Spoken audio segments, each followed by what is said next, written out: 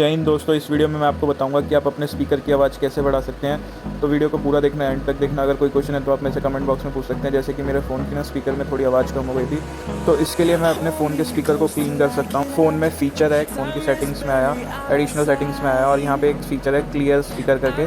आप इसको एक्टिवेट करेंगे तो 30 सेकंड तक एक ऑडियो प्ले होगी, जिसके लिए आपको मैक्सिमम वॉल्यूम रखनी है। अगर आपके फ़ोन में कम प्रॉब्लम है तो 1-2 बार कर सकते हैं। अगर ज़्यादा प्रॉब्लम है तो 2 से 5 बार करना, मैक्सिमम वॉल्यूम रख के। जैसे ही गॉट इट पे क्लिक करोगे तो ये वॉल्यूम प्ले करेगा 30 सेकंड्स के लिए। अगर 30 सेकंड में आपका क्लीन नहीं होता स्पीकर तो आप दूसरी बार भी कर सकते हैं। तो मैं आपको सजेस्ट करूँगा 3 से 5 बार आप कर लेना, ये इससे आपको बेस्ट रिज़ल्ट मिलेगा। आशा करता हूँ कि वीडियो में दी गई इन्फॉर्मेशन आपके काम आएगी। अगर आपको वीडियो अच्छा लगा है तो वीडियो को लाइक करें, और अगर ऐसी ही वीडियो देखनी है और तो चैनल को सब्सक्राइब कर लें।